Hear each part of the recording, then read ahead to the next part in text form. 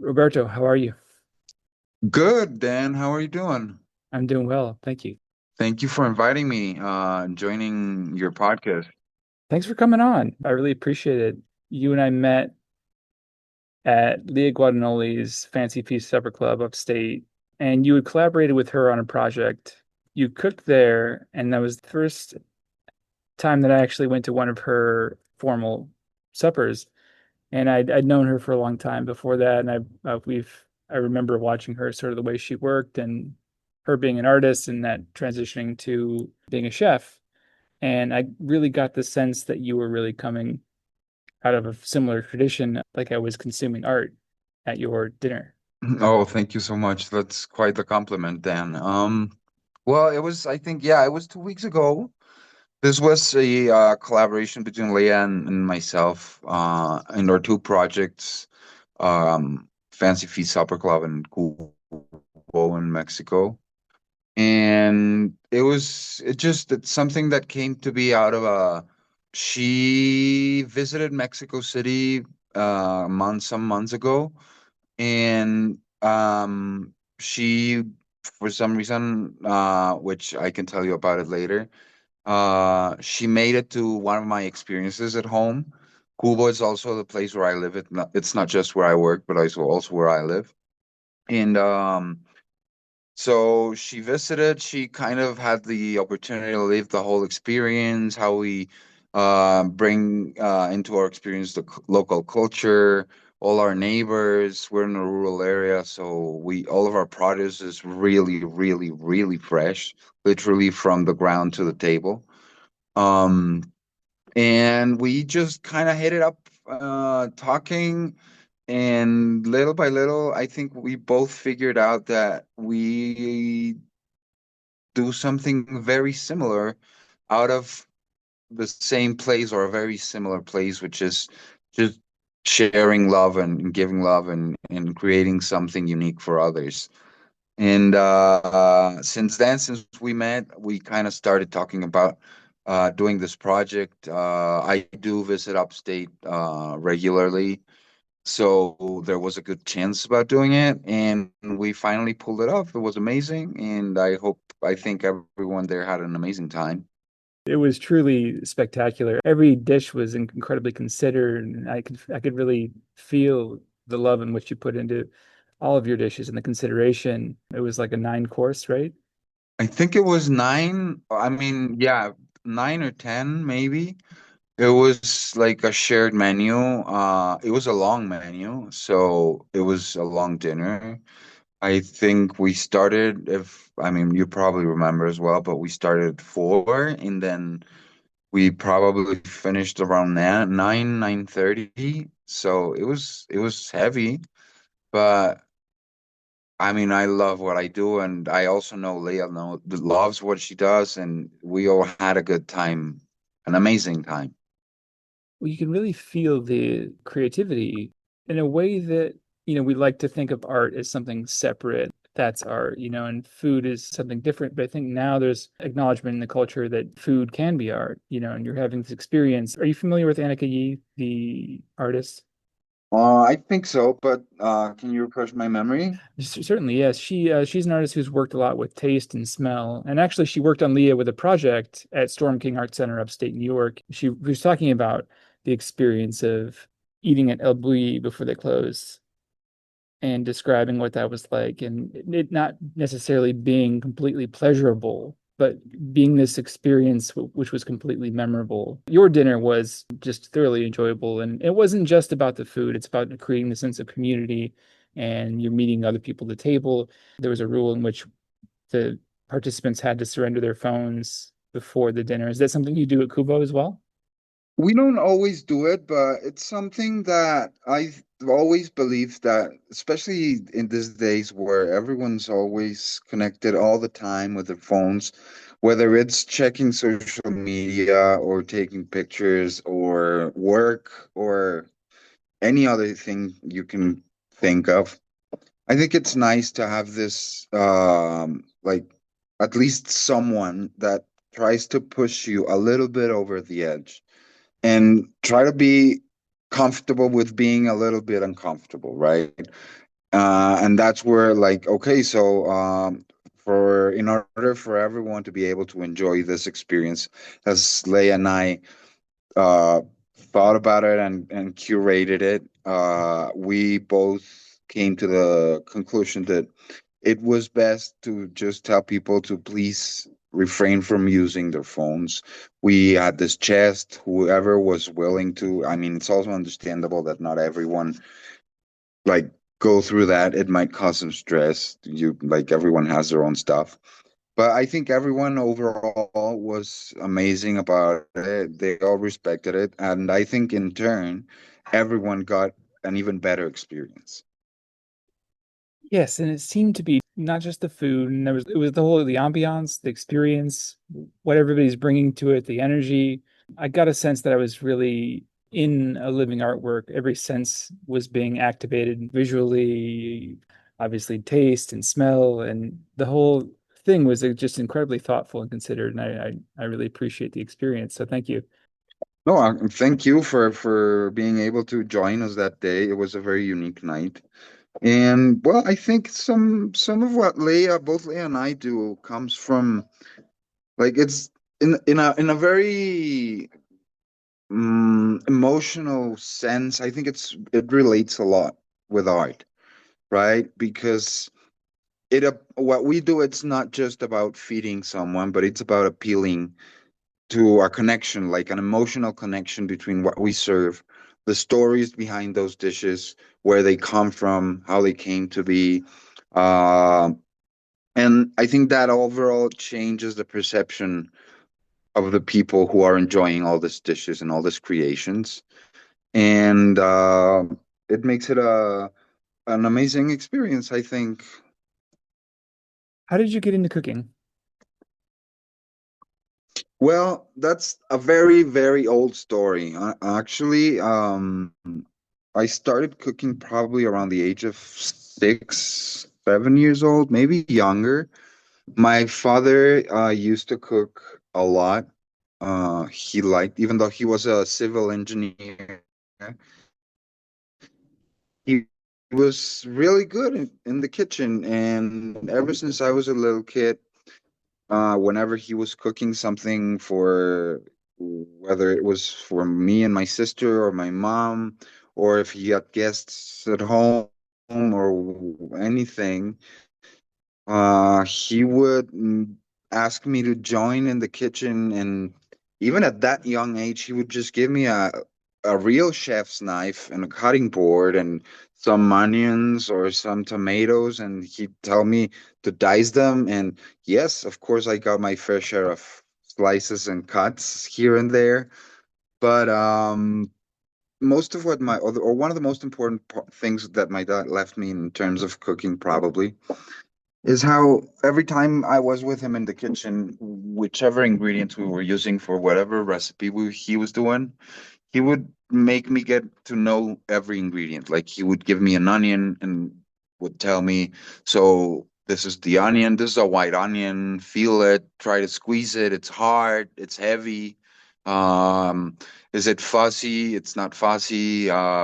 Smell it, scratch it and smell it. So this is the whole onion, right? And then you're gonna slice it in half, and you're gonna take like if but my dad used to wash all his vegetables very thoroughly, so he wouldn't like, but he would tell me you can peel off or you cannot peel it off, and then this is the pungent smell that comes from it, and like get to know that smell, and then try a bite of the onion so you can feel it with your teeth and you can see how it tastes. Maybe you like it, maybe you won't, but you get used to it. Like know the onion, and then he would make me slice them, juliennes, mince them, um, brunoise, any kind of different cuts, and see how the ingredient changed in texture, in smell, in how it tasted. And then whenever if he was making a saute or something, how the ingredient changed through the process. And he would make me just yeah, like smell every step of the process and taste every step of the process. So he created this almost like taste memory in my brain where Well, that's mostly how I create the recipes that I create, right? I mostly create them in my mind. It's like I have this huge stainless bowl in my brain, and I little by little start adding ingredients and thinking about, okay, if I'm gonna add onions or shallots, how am I gonna add them? Am I gonna cook them? Are they gonna be raw? And my brain just knows how all these ingredients are gonna taste and kind of can see how it's going to taste when I start mixing different ingredients together. It's almost as if I could taste what I'm creating in my mind without actually tasting it, It's remarkable. which is kind of cool, to be honest. That's And amazing. I so that's how I create my dishes. That's how I started cooking. Um, a lot of people throughout my life told me in different moments that I should take a shot at opening a restaurant. But I've been always very like eco-conscious. Like I don't want to hop on any kind of trends or anything. It's more of a personality thing. It's something that I've had since I was a kid. I'm 42, 43 years old, so it's been running in my blood for a long time. And being in a restaurant or having a restaurant, owning a restaurant, kind of is hard for me because especially if you want to have a place with fresh produce, farm to table or whatnot, you have to have waste, right? Because you're gonna have a menu. People are gonna have choices to pick from. You have to have everything. If you have a set menu, you have to have all those options available so you can sell them. Um, and that inevitably ends up in wasting. It can be a lot, it can be less, but it's still waste, and it's hard for me to see all that waste going. And when I saw the opportunity of starting Cubo, um, I kind of, well, first of all, it's my house. It's where I live. So it was liberating in some way, realizing that I didn't have to follow anyone else's like s suggestions, or I didn't have any other business partners to like work with. I could do as I wanted, basically. So I decided to make it a reservation only place with limited sitting every day that I open. And I would have to have, like, I would be closing reservations 48 hours before every experience. So this would give me almost like 100% control of the produce that I needed to create the menu, right? And the pairings. And so I I possibly could tell you that since we started, there hasn't been an experience, whether it's been 5 people or 80 people, where we've had over 3 pounds of waste for the creation of our menu. Like we try to keep it as low as possible. Um, and so that's why I decided to venture into this world finally after a long time of hopping around different jobs. I worked in many different industries throughout my life, and I finally ended up in something that I just love doing, like even cooking for myself or my daughter or sometimes even my dogs. It's just something that I love doing, and I'm lucky enough to be able to have uh, uh, or have created a job that can provide for my needs, my families, while at the same time loving it. So basically, I haven't felt like I work for 7 years. That's the goal, isn't it? Doing your work that you love creatively and be able Well, to support I yourself. think that can be the goal for some. At Kubo, it's also like a foraging situation where people that come up that go there can forage for ingredients like mushrooms that are on the land and you cook with those, right? Right. So, well, I'll tell you a little bit of the story about Cubo. Well, Cubo first, the name comes, the word Cubo is the Spanish word for cube, right? It's literal translation. And I decided to name it like this because the house was designed by like sort of famous architect worldwide. It's a design Mhm. house and he named it Cubo when he built it. He has several different buildings, houses. Like the second tallest building in the country in Mexico was designed by him. Um, What's his name? and amongst many, many, many other things here in the U.S., Walter Lingard. So in Europe, in Asia, all over the place. You're related. Yes, he's my cousin actually. I've that's a whole other story that's really long, but if you want, like we can get into that a little bit later. Um and yeah, 7 years ago, Kubo started here. Just like first I started along with a guy, a chef from the city that's kind of like a star chef. He hosts this like master chef shows on TV, and he's been on Top Chef and whatnot. And we started like that. We were right before pandemic. And then when I was curating the experience, he was of course responsible in the beginning of all the food. But when I was curating the experience, I wanted to like not just do some food dining experience, but an actual experience, something that would have a little bit more depth than just the food. So this place is located inside a national reserve in Mexico that's dedicated to the preservation of one of its many pre-Hispanic cultures, one of the biggest ones, the biggest one that lived in the Central Valley of Mexico, which is called the Otomi culture. And of course, I knew there had to be something that we could bring into the experience that could honor the place where we were creating this, right? So we do this ritual with our guests, which is amazing. It's a ritual where we rekindle the fire where we cook. This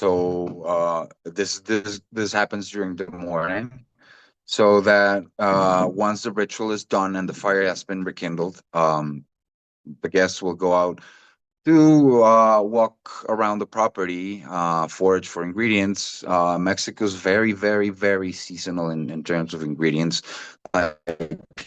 If it's going to be summer, which is right now, it's going to be rainy as hell. Like it won't stop raining. So this is our mushroom season. If it's going to be winter, it's going to be really, really, really, really dry. It doesn't like rain and at all, but the mountains just get really dry. So there's not a lot of ingredients. There's some nuts. Spring is, of course, berries, wild berries. We have raspberries. We have elderberry. We have um, black currants, red currants, a number of different assorted wild berries that don't even know their names. Um, and yeah, different plants. So while the people go walking around, I take them walking around. I talk about the property, the history of the place a little bit, about the ingredients that we're going to collect. Everyone gets like their baskets, their wicker baskets, so we can collect ingredients. And this walk takes about like an hour and a half. It's a 27-acre property.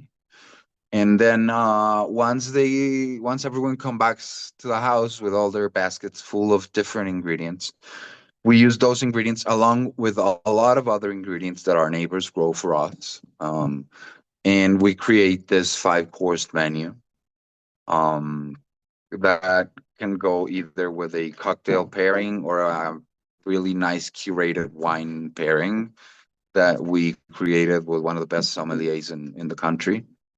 Very unique wines, and people enjoy this. in an amazing way. We have like a big table. It's like a community table, so we can sit up to 26 people in this table at once for one service. They all dine together, and after our main course, we ask our guests to join us, like on a different part of the house or the service area for dessert and one last drink, and they're off whenever they want to. People get here at 10:30 in the morning, and then like dessert is usually done around 4:30 in the afternoon. Basically, it's like a lunch and early dinner situation. Yeah, exactly. It's like a 6 hour experience. People have breakfast here when they get in the morning.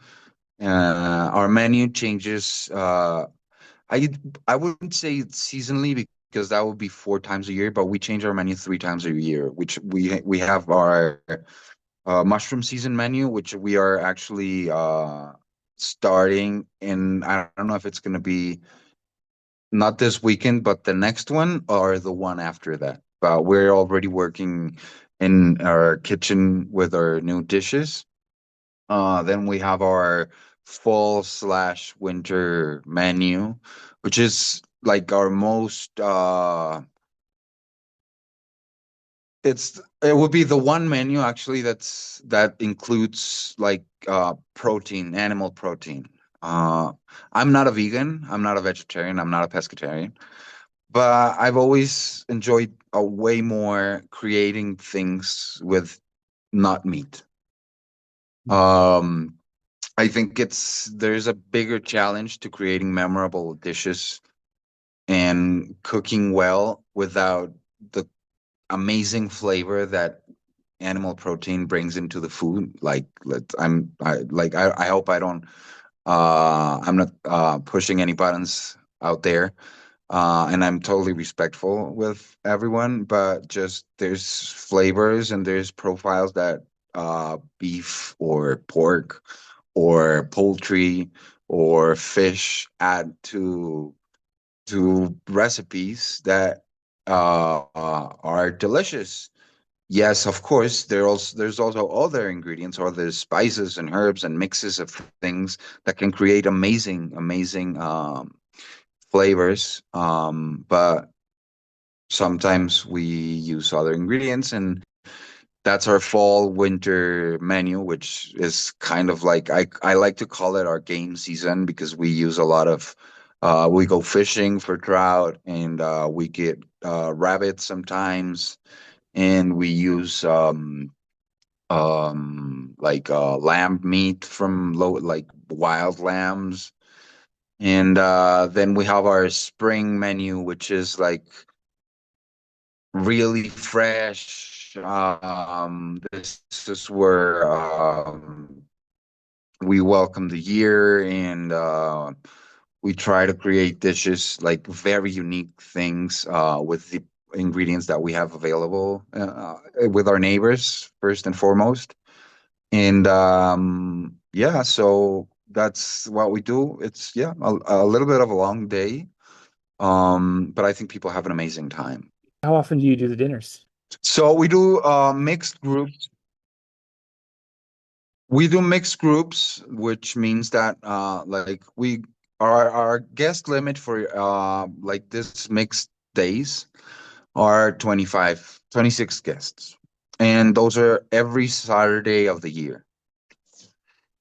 So once a week, basically. And then but we also do yeah, you could once a week at least. Sundays we are open for parties for bigger parties. Like we start with Sundays are for parties of six and above. They can be mixed groups or there can be one group depending on basically fortune. And then there's also Mondays through Fridays, which are exclusively private. We mostly work with companies, like with brands, on weekdays, whether it's team buildings, product launches with media influencers, um, any basically any kind of thing that any kind of you can think of. So we're basically open 365 days a year. Like if there's someone interested in coming and meeting my house and hearing a little bit of the story and having a good time, we are always here. How far are you from Mexico City? So if you take an Uber out from the most common neighborhoods for tourism in Mexico City are Roma and Condesa or Polanco. So if you take an Uber from there, it's about an hour 15 and or an hour and a half, which is not that long of a drive. If for those of you who know or have been to Mexico City, it's not actually quite that long time. Um, um, and yeah, you can get back also using Uber. Since we're in a rural area, we strongly always recommend the guests that we know are coming using this service, this kind of services to schedule the rides back into the city, and that most of the times saves a lot of trouble. And if not, I'm always willing to drive guests back into the city as long as I can fit them in my car. What kind of jobs were you doing before Cubo? So that's a really long story and a very diverse one. So I'm gonna try to make it as brief as possible. If you're interested in going deeper about anything, I'm perfectly comfortable with it. Just let me know because there's a lot of fabric to cut from. So Cuba, the property has always belonged to since I was born, belonged to the family.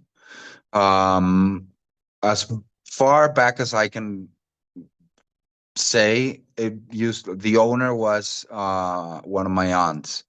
I bought the property from my cousin 17 or 18 years ago. And so I've been the owner of the property for that long.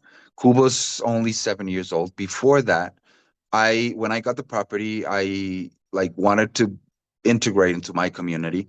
And I asking around, I learned that the locals would go foraging for wild mushrooms during rain season. Um, because that's an ingredient that a lot of people want, not just chefs, not just restaurants, but just people in their houses get them. In Mexico, it's very integrated into our culinary history. And for years before this, I used to have a photo studio. This is probably like 25 years ago or even longer. Um, and the our specialty was food photography back when it was like it definitely wasn't what it is today. And that back then, this restaurant Puyol from Mexico City, which is one of the best restaurants in the world, they have Michelin stars. I think they got two Michelin stars a couple of weeks ago or something like that. Is that Um, Enrique they've Olvera's been on top of place? the 50 best list. Exactly. Yes, it's Enrique Alvara's place. He used to be our client when he started Puyol, and we used to do different tests and photos for him. And so I knew him. And back then, Jorge Vallejo, who's the chef, the owner chef from Quintonil, used to work at Puyol. He used to be a cook there. So I met them both. I had the opportunity to meet them, work with them when they were starting. And I had like this light bulb moment when I got the property and I learned about this mushroom thing where, oh my God, I know the guys that are on the spotlight right now. And I can maybe um like work with them. So I worked first with the neighbors, talked to them, I told them that I was very excited and thrilled to be able to work with them. That I was going to work on the three basic promises with them. First one was that I was gonna prevent or avoid for them half of the work of the foraging part, which was the sales part, right? They would cut their workday in half because as soon as they ended the forage, they would just come by my house, drop off their all the mushrooms, and and they wouldn't have to catch a bus and go into the city and try to sell them for whatever price they could sell them, and whatever they couldn't sell, it would be just like a waste, basically. The second premise was that I was going to buy for them from them everything they brought from the mountains. Like I wouldn't select mushrooms. They like I did talk to them about certain conditions of how I needed the mushrooms to arrive, like without dirt. Um, but it wasn't about they have to be perfect and otherwise I don't want them. And then I told them that my third and final premise was that I was going to pay three times the price that they were uh, generally selling the mushroom, right? Like kind of a fair thing because I knew I was going to sell it to the top tier places, right? And they value this kind of places like Quintonil or Puyol. They have such an appreciation for respectful ingredients and ingredients that have ethics behind them, where they come from, the history, the traceability. And so I knew this was going to happen, and I would be able to do this with my neighbors, basically my new neighbors. And first time, I didn't do my homework. This was really funny. And then suddenly, the one day, they just like five different neighbors come down from the mountains with over 200 pounds of different mushrooms, like probably around 18 different types of mushrooms between porcinis, morel mushrooms, chanterelles, lobster mushrooms, uh, just any number of mushrooms you can think of. And I was like, oh shit, I don't have anywhere to put them because they like the way they are used to doing that here, or they've been doing that for years here, is with buckets, like plastic buckets. They just take these buckets into the mountain and just throw the mushrooms or put the mushrooms, not throw them, put them gently in the buckets and just fill them up. And each bucket can carry up to, like, if you're collecting for say porcini mushrooms, any one of my neighbors can carry up to 80 pounds or 70 pounds of porcini mushrooms in a single bucket, right? And then so they all showed up with us with all this mushrooms, and I'm like, oh my god, where am I gonna like throw them, put how am I gonna transport them? So I just started like gathering whatever I could find around the house, which back then I didn't live here, and the house had been abandoned for a long time. So just like wooden crates, a couple of wooden crates. I remember there was like this styrofoam like ice box somewhere that was probably old as heck. Um, Whatever I could get my hands on, right? And so I start just separating all of this different mushrooms, amazing, beautiful mushrooms, and put them in different things, throw them in the trunk of my car, and drive into the city as fast as possible because it's mushrooms. Mushrooms don't last. And I had the choice. Do I go to Puyol or do I go to Quintonil, right? Because those are the guys that I know. And like Enrique Olvera is even back then was hardly ever in the restaurant. Whereas Jorge was his house. He used to live back then. Like I don't know if you've ever been to Quintonil, but located in a building. They used to live in the top floor of the building back then when they opened the restaurant. Jorge and his wife. So I knew he was going to be there. Show up. I think it was probably Wednesday, 4:30. So it was right at rush hour, right? I park outside the restaurant and I just give him a phone call like, "Hey man, how's it going? It's been a long time." Um, and he's just like, "Can I do anything, man? It's rush hour for me." And I'm like, "Can you come out to the sidewalk?" And he's like, "Oh my God, give me a minute," right? So I just wait like maybe 10, 15 minutes there. Comes out of the restaurant, the front door of the restaurant, with not the best face. I'll tell you that. But he still did, right? And so I just saw like his face, and I'm like, okay, so instead of saying anything, I'm just gonna pop the trunk of my car open and let him see. what I got. And oh my God, he was so amazed. Like his face changed completely right then and there. And that's how I started with the restaurant industry in this country, knowing all the chefs because that day, at that moment, Jorge takes out his phone, takes a picture, and I'm like, "Oh man, wait, are you gonna upload? Are you gonna post that picture?" And he's like, "Hell yeah!" And I'm like, "Okay, wait." So I take my phone out, and I'm open Instagram, and I'm like, "Oh my God, I need to create an account." And so I create this account really quick, and then I turn around, tell Jorge, "Can you please tag this account?" And that very same day, before midnight, I like probably 30% of the fine dining restaurants in the country were had already contacted me. Amazing. And You were so in. that was what I was doing right before I started the experience.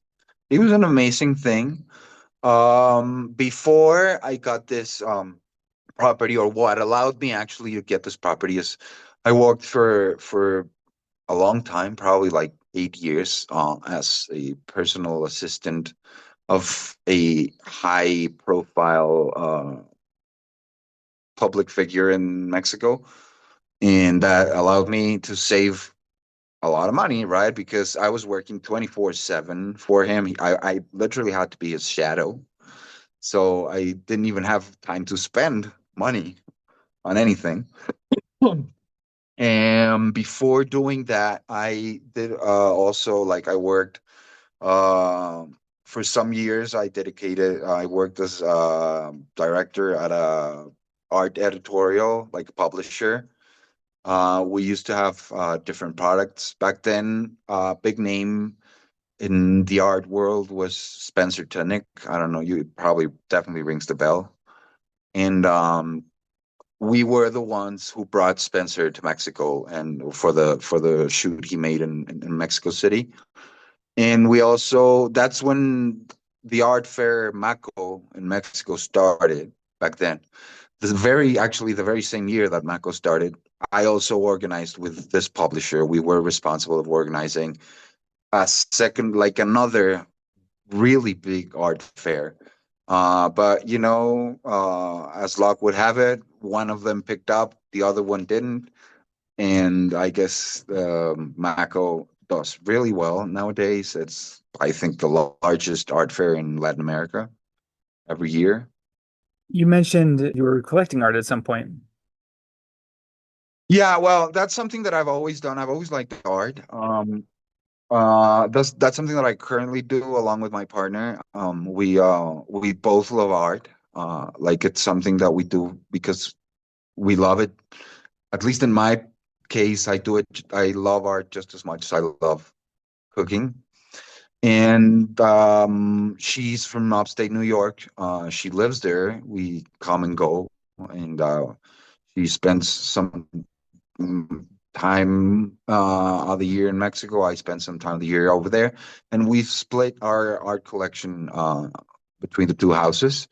We have some very interesting things, some contemporary things, some modern things, some more like classic stuff, some experimental stuff, and yeah, we just love to go around and travel around to museums, galleries, or like places like Storm King is just an amazing place. For example, for those of you who have never been to Storm King Art Center, that's in upstate New York. It's an amazing place. This outdoor sculpture park, and it's just amazing. And yeah, I think that's something we both enjoy a lot. And so um, I wouldn't say we have like an important collection in terms of size nor importance maybe for the art world, but at least for her and myself, it's a very important collection because it's it's something that we've put together. They're things that you love. Exactly.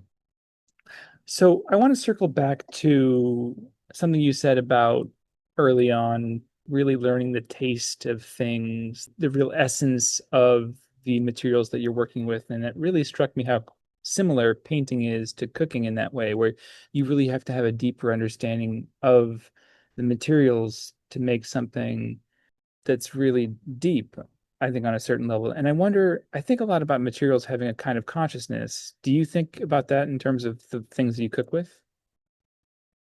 I definitely think that I agree with that. I think ingredients, like especially in the situation where I cook with, where I can just, if I want to, I can just walk and see how my ingredients are going to be taken out of the ground and how they're being planted and how they're being taken care of throughout the year and how they grow.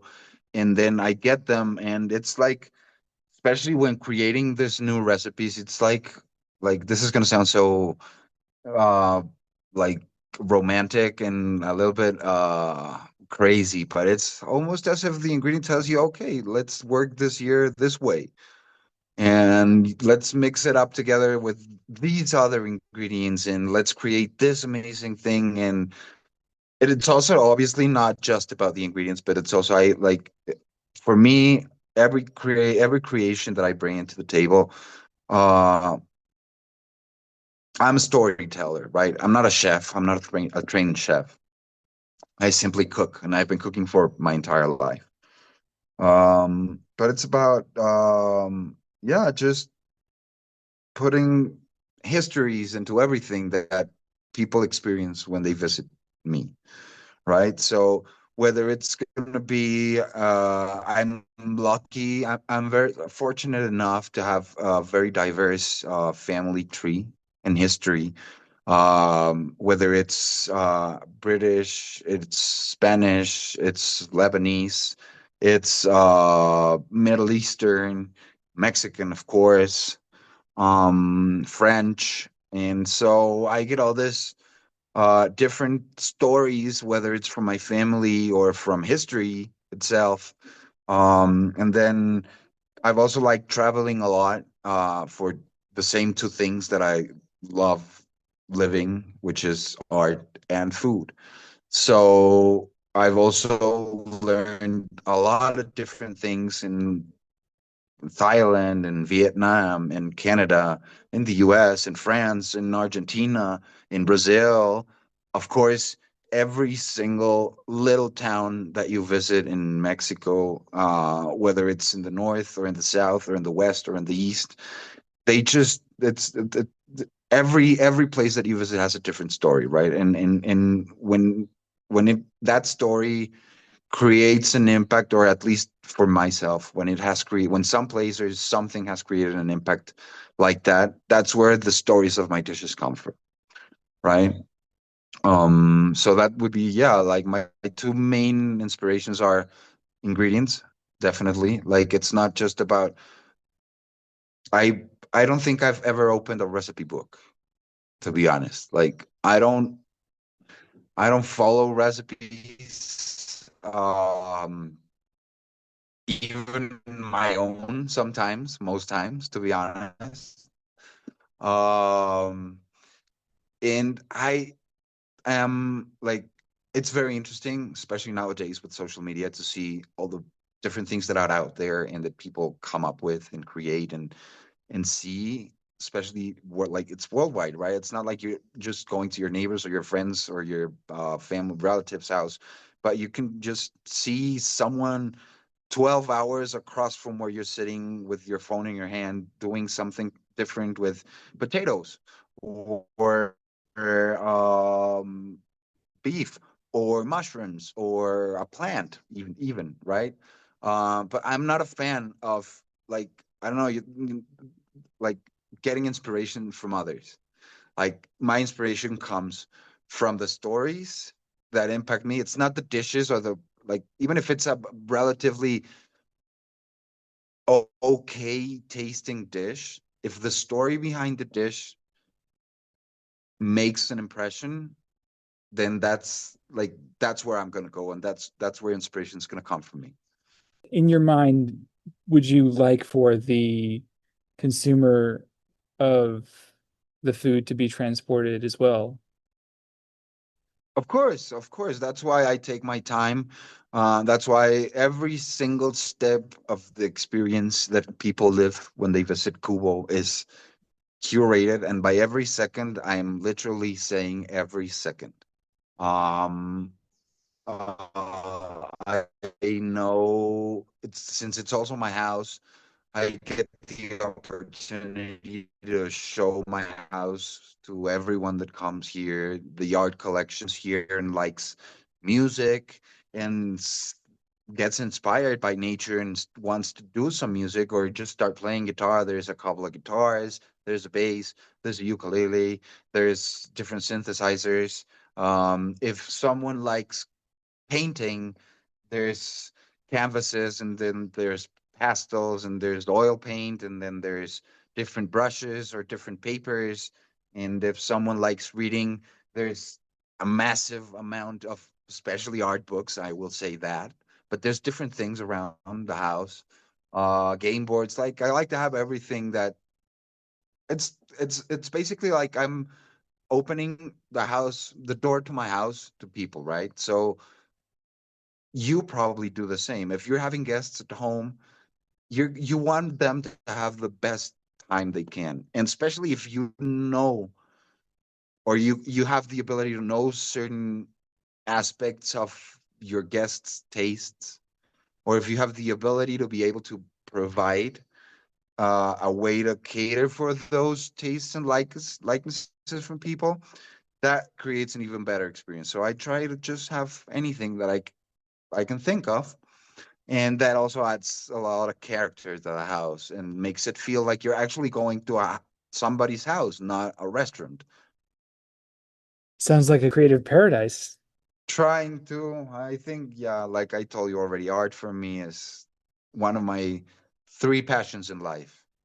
I'm gonna say I have three passions in life. I have cooking, I have art, and I have an amazing partner that allows and fosters the other two. Something you said reminded me of the experience at your dinner having the mole. And that was one of the last things we had. But I really got the sense that I was on a journey with this dish. First, it was kind of sweet and smoky. Then there's a spiciness at the end, and then there's kind of a because it's thicker and there's like a little bit of there's fat in there. That was like the vehicle that carried me through all these sensations. And it's rare that one bite can encompass all these things at once. Well, part of our culinary heritage in Mexico, I think, is just an amazing world, right? Mole is very, very, very Mexican traditional thing. And it's just like I think it's been enshrined somehow. And in a lot of ways around the world, I think mole has all this bigger weight than we as Mexicans sometimes give it, right?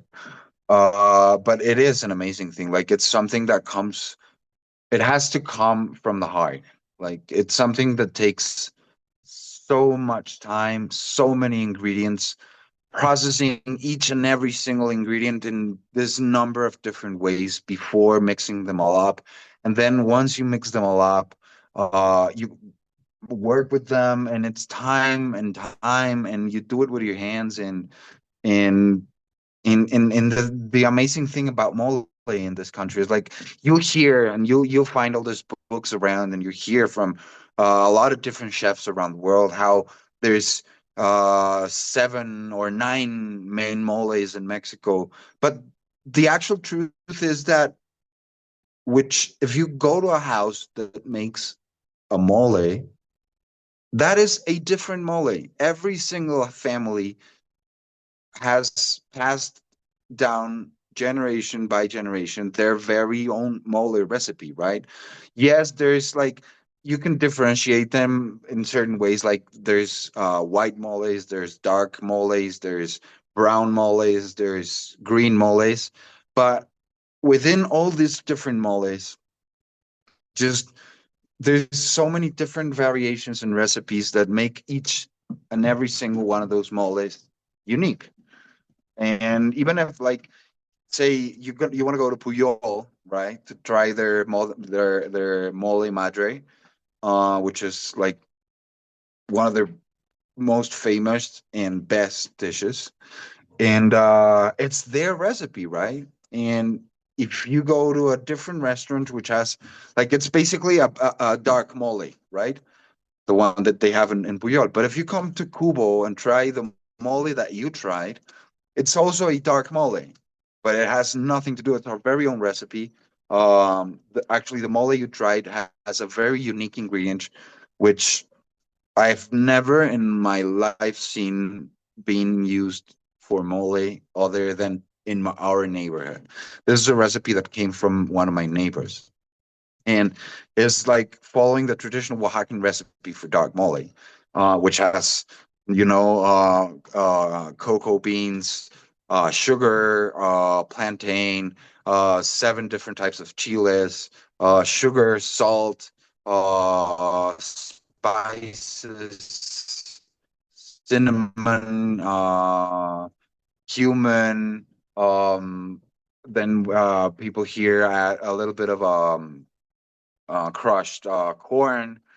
And in this neighborhood, we are fortunate enough to be located inside spruce forest. So this neighbor adds spruce pine nuts to the mole throughout the process. And that's what makes it so unique. It's very like fresh. It's like you were just saying, right? Like all these layers. In most moles, you get to a point where you enter the fatty part of the process of building up in the palate, right? But the pine nuts from our mole are like I think I they allow for this fatty part of it to be tasted, but then it doesn't just cover up your mouth. Like it just cleans the pine nut cleans up after that fat, after that richness of the cocoa beans or the sugar, or I mean the sweetness of the sugar, or the spiciness of the chiles, or all the other ingredients, the onions, the garlic, the spices, right? But yeah, it's like I think, and also I think the mole, and I think I told that I probably said this during the dinner where we met. But I think the mole is the actual dish, right?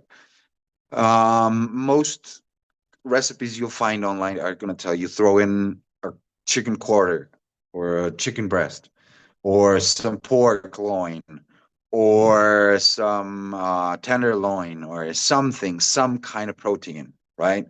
And so the starlight of the dish focuses from the mole into the meat. But for me, the actual star is the sauce. It's a thick sauce. It's not an actual sauce. It's something thick. It's a paste. It's something different. It's kind of like, in Lebanese or Middle Eastern culture, a food culture, they have all this different dips like hummus, like mahamara, like baba ganoush, which don't need anything else. That's the dish, right? They don't need chicken, they don't need lamb, they don't need fish. Baba ganoush is that's the dish, right? You can get pita bread to go with it. You can get or dried tomatoes to go with your hummus. But the dish is not the tomatoes, the dish or lamb, but the dish is not the and a lot of people have lost that focus for some reason. And that's why I serve it the way I serve it. It's just a mole, a little bit of fried herbs, which kind of make it like give this crispiness to each bite, which I think is part of creating a dish is not just throwing ingredients together that taste good, but they also have to smell good. They also have to feel good when you try them. And I think that in the kitchen to create an outstanding feeling, um, you have to have different textures. You have to have something that melts in your palate, that covers your lips. You have to have something that gives crunchiness to it, that makes it like airy. You have to have something that gives it creaminess. You have to have something that also adds a little bit of tartness, a little bit of everything to balance it out, right? And so that's how I work it like that. And just tortillas, tortillas are something that um they're amazing because originally, a lot of people don't know this, but yes, it's an edible thing, but tortillas were originally used as cutlery. It was edible cutlery.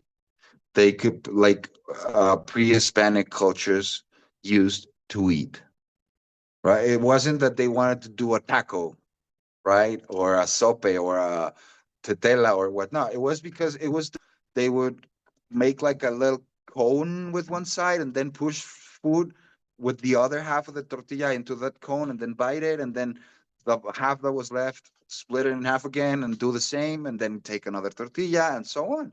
Um, so that's why I use tortillas for the mole, right? Yet another layer. So we have pre-Spanish. I think that goes back to what you were saying about having just an incredible diversity of stuff you're pulling from. You have all these cultures. And I heard this about Mexican food, that it is the most diverse food because of the way that it incorporates other cultures and the openness of it, and that it's accepting. It will fold in other cultures' tastes so readily. Yeah, well, I think historically speaking, if we go back some years, I think Mexico can probably be considered as one of the uh, safest or safe havens for different cultures throughout history. There's been different moments in human history where people from different parts of the world have migrated uh, to Mexico because things were hard back home, right? Whether it was the Middle Eastern migration in the early 1900s, whether it was like in the pre, um, you know, classic era with the Spanish people. Um, Also, a lot of Black history is ingrained in the northern part of Mexico, right? People like back in those days, people knew that if they made it through the border, they were free. No, they like as soon as like stepped on Mexican ground, they would be free, right?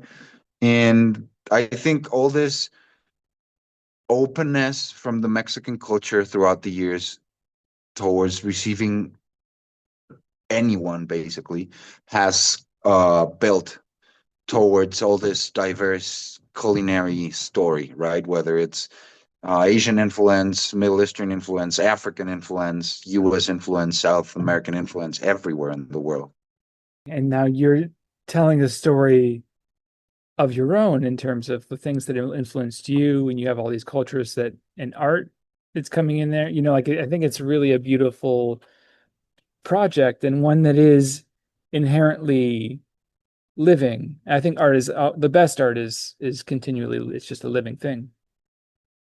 It is. It is. It is kind of like a living organism. Of course, even though I'm definitely the creator of the concept, I think it's also, we all know this one way or the other, but nothing happens because one person wants it, right? It's at least in this place in Cubo, it's the collaboration of an amazing team of people, local people that have uh, never heard about fine dining before in their lives. Some of them have never even boiled water, right? And little by little, it like the borough where we're located, the area we're located is rural.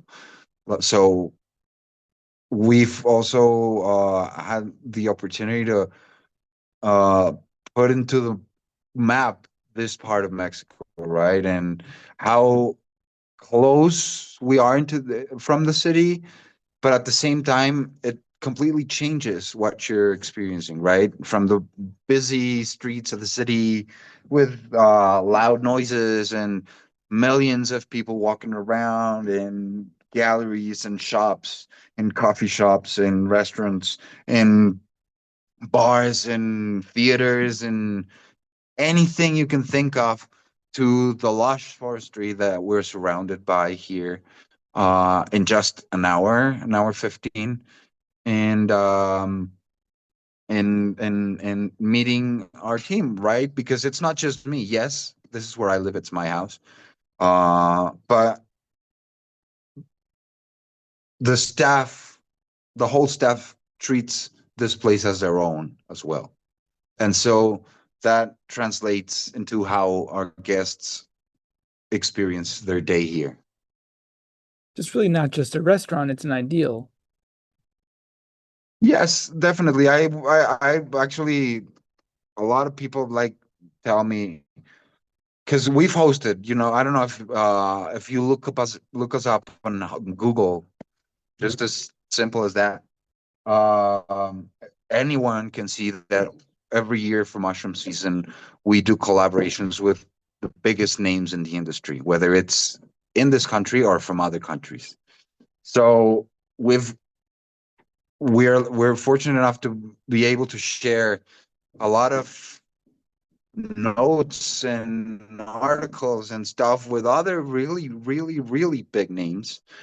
And Yeah, it translates into this ideal of, like I was telling you before, it's like if you're hosting some party at your house, right? You're not gonna do it lightly. You're not gonna let it out to chance, right? That people have a good time, because it's your house, it's your home, it's the place you love. And if also you're opening the door to your house to others, it's because you want to do it. So if you want to do it, you got to put your heart into it, right? In the best way you know how to. What I do for a living is pure love. It's always been pure love. Whether it's been, like, this isn't the only thing that I've done in my life. I told you a little bit of my backstory, but even whether it's been being a personal assistant to a politician, or being the director at a publisher, or being a waiter, or being a marketing assistant for an entertainment company, anything and everything, I've always done it because I love it, right? And but cooking is definitely, like, it's always been part of my life just as much as art, and that's why I'm so fortunate, so fortunate. It certainly comes through in the work that you do. I would like to think so, then, and I appreciate you saying that. I really appreciate you coming on and having this conversation today. I wonder if there's anything else you'd like to add before we go. Well, not just really. I think it's been a pleasure having this conversation with you and all your listeners. I hope that soon you'll get the chance to visit us down here. I'd love to. Leia's probably doing, we're gonna do like a boomerang thing where she hosted me, so now I host her. So we're gonna be doing something. We're aiming for January next year. Also, because winter is very different in Mexico than it is in upstate New York, and I think that's a good time for Leah and Cubo to create something unique as well, and doing different things. We'll soon be creating a similar project upstate New York as well, of our own. And that's going to be amazing, and keep posted for that. So where can people find you? On Instagram? People can find us, like direct contact, exclusively on Instagram. That's the only social media platform we use. Um, or It's not the only one we use, but it's the only one that's actively managed. You People can also find us, I think, on Facebook and on TikTok and other platforms, but the one that is our, like, official uh contact place is Instagram, which is instagram.com at dash I mean slash Cubo.mx. That's our handle, Cubo.mx. And or you can like if anyone wants to learn more about us, without being biased by what we say, you can just Google us up and see what media out there has to say about us. Well, if people are in Mexico City, they should absolutely go. And I'm looking forward to hearing about the upstate projects you're working on. Definitely. We're so glad that we get the opportunity. It's an amazing area, beautiful people there. It's a beautiful community. I think that's something that I really love from the area. Everyone's so supportive. Farmers with restaurants, with chefs, with leisure hotels, local businesses. It's just an amazing community, and I'm so much looking forward to working with everyone there. And of course, not just working with everyone, but opening the doors to our house there to our guests. Lovely. You're in the Catskills? We are, yes, well, not exactly in Catskill, but like 15 minutes or 10 minutes away from Catskill. Hopefully, I'll get a chance to come up. And perhaps Mexico City as well. I'd love that. You should definitely come by on February because that's our art month. That's when every art thing is happening. So you should definitely hit us up. Yeah, looking forward to seeing you again, and thanks again for this amazing opportunity. Thank you for your generosity and thanks so much for coming on. I wish you a wonderful rest of your day and we'll talk to you soon. And see you soon, Dan.